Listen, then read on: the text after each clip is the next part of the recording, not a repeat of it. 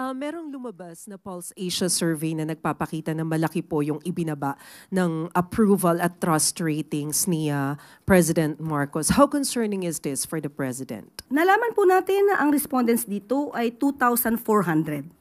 Hindi naman po ito nagre-reflect ng sentimiento ng kabuuang more than 100 million people or Filipinos. Kung ang mga tao man na ito ay nagbigay ng kanilang mga opinyon, maharahil ay bunga ito ng mga fake news. Ito po ba ay nagbigay ng pagkabahala sa Pangulo yung pagsadsad po ng kanyang ratings, kaya po nagkaroon ng ganitong pagpupulong? Hindi po nabahala ang Pangulo sa anumang rating sa survey. Ang Pangulo, kahit anuman ang rating, mataas, mababa, magpapatuloy siya sa kanyang trabaho. Hindi po siya mapapahinto ng anumang survey.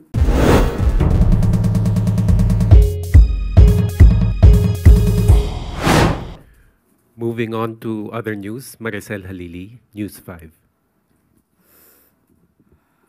Magandang tanghali po, Yusek. Merong lumabas na Pulse Asia survey na nagpapakita na malaki po yung ibinaba ng approval at trust ratings ni President Marcos. How concerning is this for the President?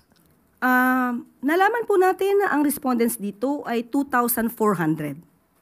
So sa 2,400, hindi naman po ito nagre-reflect ng sentimiento ng kabuuang more than 100 million people or Filipinos in the country.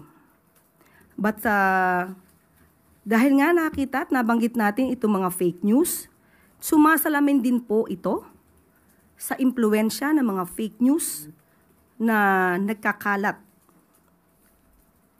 Katulad na sinabi, meron ng findings na nabanggit ang Reuters at ito ay galing sa isang Israel-based data intelligence firm or disinformation security firm. And I quote, "The level of coordinated disinformation seen in the Philippines was far above the typical 7% to 10% range of online conversations globally about highly sensitive or polarizing issues." End quote. So, kung ang mga tao man na ito ay nagbigay ng kanilang mga opinyon, maharahil ay bunga ito ng mga fake news. At kung ito man ay totoong nagkaroon ng pagsagot, hindi na naman ito pabayaan ng gobyerno dahil dapat natin malaman ang mga respondents, saan ang mga respondents, ang mga respondents ba ito ay nakakatanggap ng totoong news o naiimpluwensyahan ng fake news. So ang mga respondents ba na ito ay hindi nakakarating ang tulong ng gobyerno? So dapat din po nating malaman ito sa parte ng administrasyon.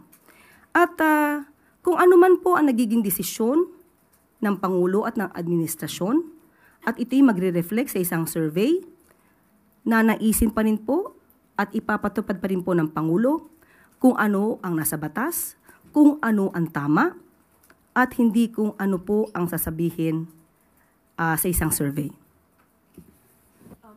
Pero ma'am, considering that the survey was conducted from March 23 to 29 or just a few days after the arrest of the former president, sa tingin po ba ng Malacanang gaano kalaking factor yung politika sa naging resulta ng survey, especially yung nangyari kay former president?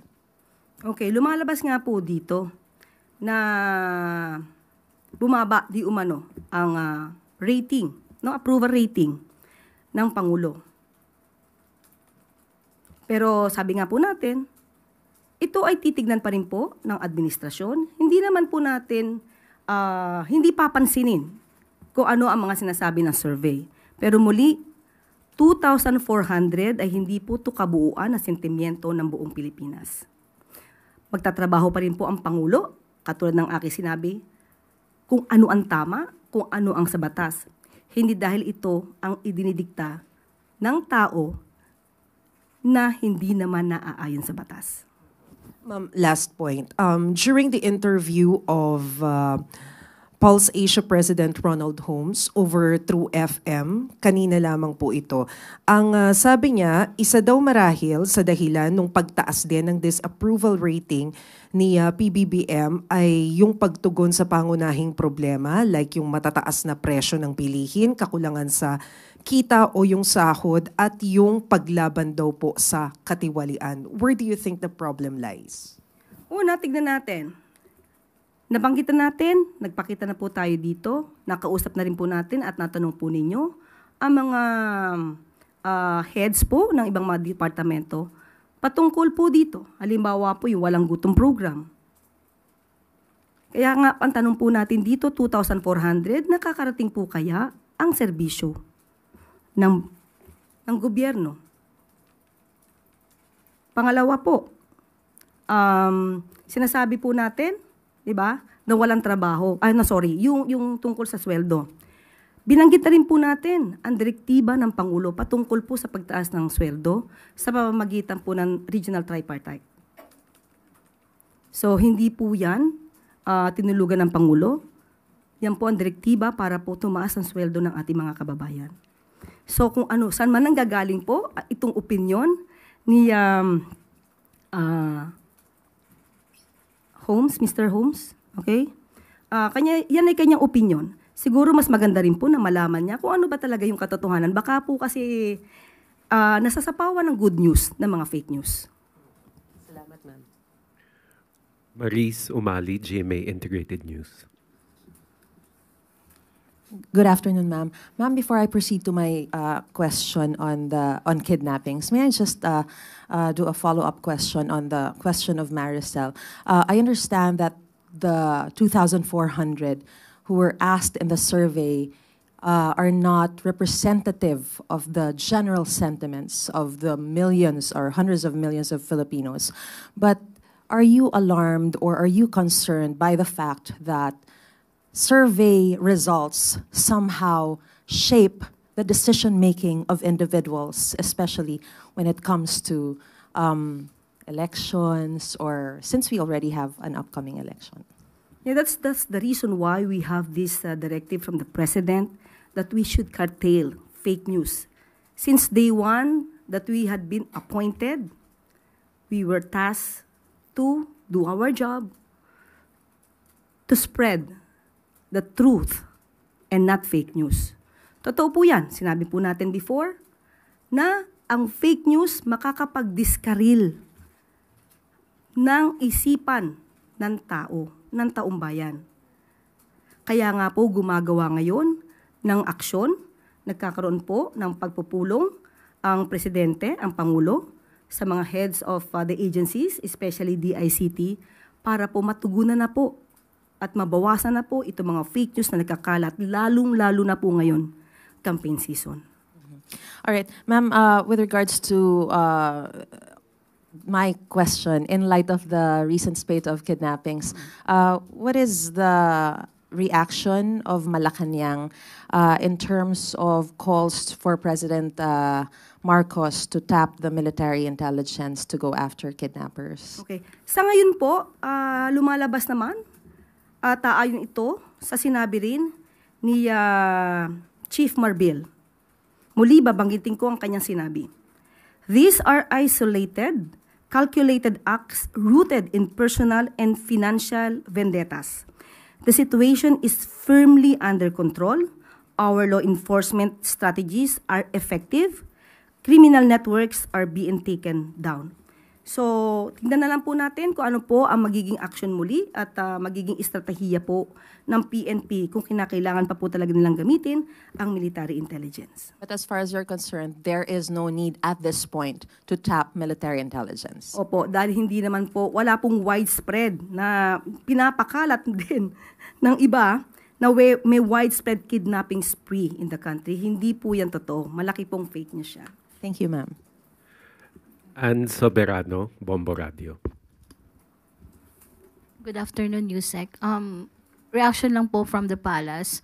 Last week kasi, Matapos pong inendorso ni Vice President Sara si Senator Amy Marcos, naglabas din po ng pahayag si dating presidential spokesperson Harry Roque at sinabing batay sa isang magazine ay may report daw talaga na gumagamit ng illegal na droga ang Pangulo.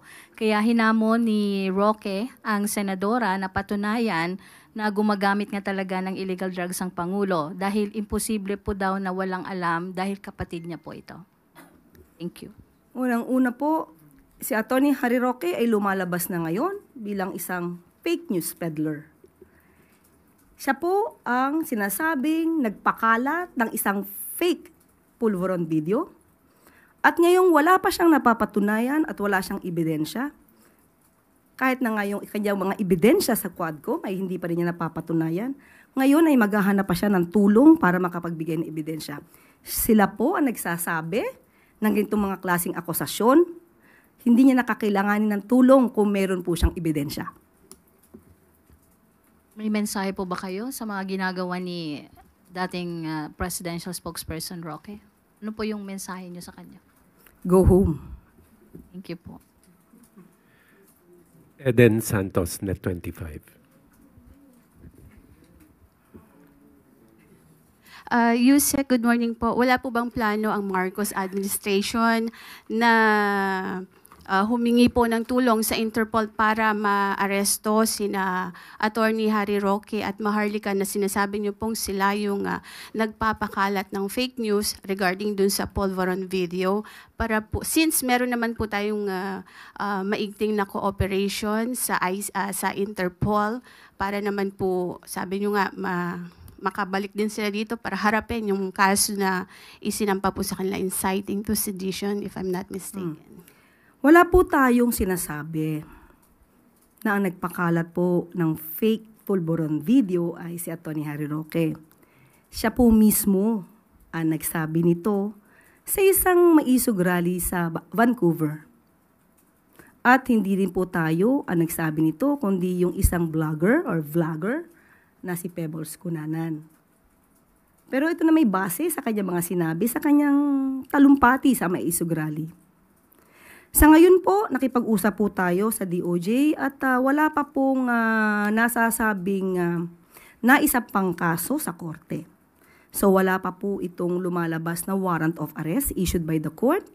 So hindi pa po natin kakailanganin kung ano man po ang hihinging tulong mula sa Interpol. At hahayaan po muna natin ang DOJ sa kanila magiging action patungkol po dito. But as of the moment po, wala pa pong anumang update patungkol dyan. Bakit po wala pang naisasampang kaso? Well, in fact, ang NBI po ay nagsabi na yung mga fake news peddlers na nasa bansa at nasa ibang bansa ay kanilang aarestuhin. Medyo nagkakaroon po ba ng delay sa pag-file ng kaso laban sa kanila or hindi pa rin po ganon ka bigat or kaano yung ebidensya para sila po ay masampa ng kaso? Ang bigat po ng ebidensya ay makikita nyo naman po sa kanilang mga sinasabi. Ito po ang kaibahan siguro ng ating administrasyon sa kasalukuyang administrasyon. Binibigyan po natin ang bawat suspect or respondents ng due process.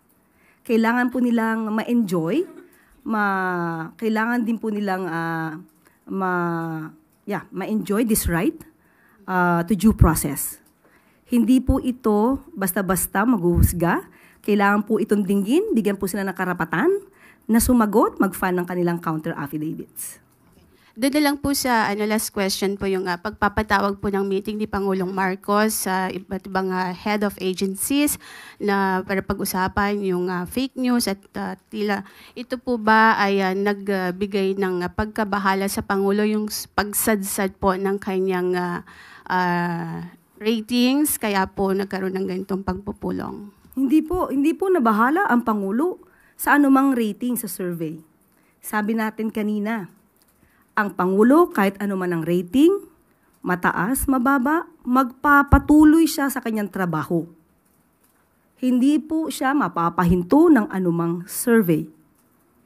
Basta ang gagawin lamang po ng Pangulo ay gumawa ng naaayon sa batas at magtrabaho ng tama. Ang pagpapatawag po sa DICT ay para pag-usapan po ang paghinto ng fake news at yung tungkol po sa magiging good news po natin patungkol sa connectivity para sa mga kababayan po natin. Yan po yung dahilan ng meeting.